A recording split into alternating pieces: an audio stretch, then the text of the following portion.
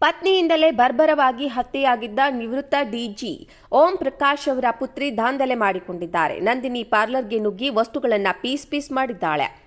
ಸಿಬ್ಬಂದಿ ಕೂಡ ಕೃತಿಕಾ ಥಳಿಸಿದ್ದಾರೆ. ಅವರ ವರ್ತನೆಗೆ ಸ್ಥಳೀಯರು ಶಾಕ್ ಆಗಿದ್ದಾರೆ. ನಿವೃತ್ತ ಡಿಜಿ ಓಂ ಪ್ರಕಾಶ್ ಕೊಲೆಯಾದ ನಂತರ ಸಹೋದರ ಬೇರೆ ಕಡೆಗೆ ಶಿಫ್ಟ್ ಆಗಿದ್ದಾರೆ. ಇಡೀ ಮನೆಯಲ್ಲಿ ಮಗಳು ಕೃತಿಕಾ ಒಂಟಿಯಾಗಿ ವಾಸವಾಗಿದ್ದಾರೆ. ಕಳೆದ ಸೋಮವಾರ ಸಂಜೆ ಮನೆಯ ಪಕ್ಕದ ನಂದಿನಿ ಪಾರ್ಲರ್ಗೆ ಕೃತಿಕಾ ಬಂದಿದ್ರು. ಅಂಗಡಿ ಮುಂದೆ ಸ್ವಲ್ಪ ಹೊತ್ತು ಹಾಗೆ ನಿಂತು ಅಲ್ಲಿನ ಮಾಲೀಕನನ್ನ ದಿಟ್ಟಿಸಿ ನೋಡ್ತಿದ್ರು. ಇದನ್ನ ನೋಡಿದ ಮಾಲೀಕ, ಯಾಕೆ ಮೇಡಮ್, ಏನಾಯ್ತು ಅಂತ ಕೇಳಿದ್ದ. ಈ ವೇಳೆ ಕೋಪಗೊಂಡ ಕೃತಿಕಾ ಏಕಾಏಕಿ ಅಂಗಡಿಗಳಲ್ಲಿದ್ದ ಎಲ್ಲಾ ವಸ್ತುಗಳನ್ನು ಹೊಡೆದು ಪೀಸ್ ಮಾಡಿದ್ದಾಳೆ. ಅಷ್ಟೇ ಅಲ್ಲದೆ ತಡೆಯೋಕೆ ಬಂದ ಮಾಲೀಕನ ಮೇಲೆ ಹಲ್ಲೆ ಮಾಡಿ ಗಾಯಗೊಳಿಸಿದ್ದಾಳೆ. ಆಕೆಯ ವರ್ತನೆಯಿಂದ ಭಯಗೊಂಡ ಸ್ಥಳೀಯರು ಪೊಲೀಸರಿಗೆ ತಿಳಿಸಿದ್ದಾರೆ. ಸ್ಥಳಕ್ಕೆ ಬಂದ ಪೊಲೀಸರನ್ನ ನೋಡಿ ಏನೂ ಆಗೇ ಇಲ್ಲ ಎಂಬಂತೆ ಕೃತಿಕಾ ಮನೆಗೆ ಹೋಗಿದ್ದಾಳೆ.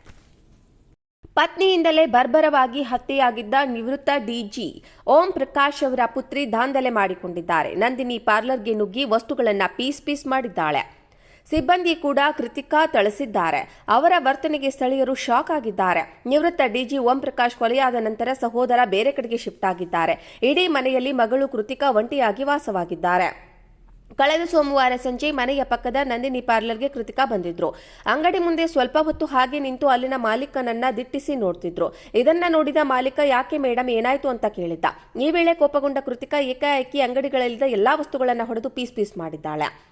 ಅಷ್ಟೇ ಅಲ್ಲದೆ ತಡೆಯೋಕೆ ಬಂದ ಮಾಲೀಕನ ಮೇಲೆ ಹಲ್ಲೆ ಮಾಡಿ ಗಾಯಗೊಳಿಸಿದ್ದಾಳೆ. ಆಕೆಯ ವರ್ತನೆಯಿಂದ ಭಯಗೊಂಡ ಸ್ಥಳೀಯರು ಪೊಲೀಸರಿಗೆ ತಿಳಿಸಿದ್ದಾರೆ. ಸ್ಥಳಕ್ಕೆ ಬಂದ ಪೊಲೀಸರನ್ನ ನೋಡಿ ಏನೂ ಆಗೇ ಇಲ್ಲ ಎಂಬಂತೆ ಕೃತಿಕಾ ಮನೆಗೆ ಹೋಗಿದ್ದಾಳೆ. ಪತ್ನಿಯಿಂದಲೇ ಬರ್ಬರವಾಗಿ ಹತ್ಯೆಯಾಗಿದ್ದ ನಿವೃತ್ತ ಡಿಜಿ ಓಂ ಪ್ರಕಾಶ್ ಅವರ ಪುತ್ರಿ ದಾಂಧಲೆ ಮಾಡಿಕೊಂಡಿದ್ದಾರೆ. ನಂದಿನಿ ಪಾರ್ಲರ್ಗೆ ನುಗ್ಗಿ ವಸ್ತುಗಳನ್ನು ಪೀಸ್ ಮಾಡಿದ್ದಾಳೆ. ಸಿಬ್ಬಂದಿ ಕೂಡ ಕೃತಿಕಾ ಥಳಿಸಿದ್ದಾರೆ. ಅವರ ವರ್ತನೆಗೆ ಸ್ಥಳೀಯರು ಶಾಕ್ ಆಗಿದ್ದಾರೆ. ನಿವೃತ್ತ ಡಿಜಿ ಓಂ ಪ್ರಕಾಶ್ ಕೊಲೆಯಾದ ನಂತರ ಸಹೋದರ ಬೇರೆ ಕಡೆಗೆ ಶಿಫ್ಟ್ ಆಗಿದ್ದಾರೆ. ಇಡೀ ಮನೆಯಲ್ಲಿ ಮಗಳು ಕೃತಿಕಾ ಒಂಟಿಯಾಗಿ ವಾಸವಾಗಿದ್ದಾರೆ. ಕಳೆದ ಸೋಮವಾರ ಸಂಜೆ ಮನೆಯ ಪಕ್ಕದ ನಂದಿನಿ ಪಾರ್ಲರ್ಗೆ ಕೃತಿಕಾ ಬಂದಿದ್ರು. ಅಂಗಡಿ ಮುಂದೆ ಸ್ವಲ್ಪ ಹೊತ್ತು ಹಾಗೆ ನಿಂತು ಅಲ್ಲಿನ ಮಾಲೀಕನನ್ನ ದಿಟ್ಟಿಸಿ ನೋಡ್ತಿದ್ರು. ಇದನ್ನ ನೋಡಿದ ಮಾಲೀಕ, ಯಾಕೆ ಮೇಡಮ್, ಏನಾಯ್ತು ಅಂತ ಕೇಳಿದ್ದ. ಈ ವೇಳೆ ಕೋಪಗೊಂಡ ಕೃತಿಕಾ ಏಕಾಏಕಿ ಅಂಗಡಿಗಳಲ್ಲಿದ್ದ ಎಲ್ಲಾ ವಸ್ತುಗಳನ್ನು ಹೊಡೆದು ಪೀಸ್ ಮಾಡಿದ್ದಾಳೆ. ಅಷ್ಟೇ ಅಲ್ಲದೆ ತಡೆಯೋಕೆ ಬಂದ ಮಾಲೀಕನ ಮೇಲೆ ಹಲ್ಲೆ ಮಾಡಿ ಗಾಯಗೊಳಿಸಿದ್ದಾಳೆ. ಆಕೆಯ ವರ್ತನೆಯಿಂದ ಭಯಗೊಂಡ ಸ್ಥಳೀಯರು ಪೊಲೀಸರಿಗೆ ತಿಳಿಸಿದ್ದಾರೆ. ಸ್ಥಳಕ್ಕೆ ಬಂದ ಪೊಲೀಸರನ್ನ ನೋಡಿ ಏನೂ ಆಗೇ ಇಲ್ಲ ಎಂಬಂತೆ ಕೃತಿಕಾ ಮನೆಗೆ ಹೋಗಿದ್ದಾಳೆ. ಪತ್ನಿಯಿಂದಲೇ ಬರ್ಬರವಾಗಿ ಹತ್ಯೆಯಾಗಿದ್ದ ನಿವೃತ್ತ ಡಿಜಿ ಓಂ ಪ್ರಕಾಶ್ ಅವರ ಪುತ್ರಿ ದಾಂಧಲೆ ಮಾಡಿಕೊಂಡಿದ್ದಾರೆ. ನಂದಿನಿ ಪಾರ್ಲರ್ಗೆ ನುಗ್ಗಿ ವಸ್ತುಗಳನ್ನು ಪೀಸ್ ಮಾಡಿದ್ದಾಳೆ.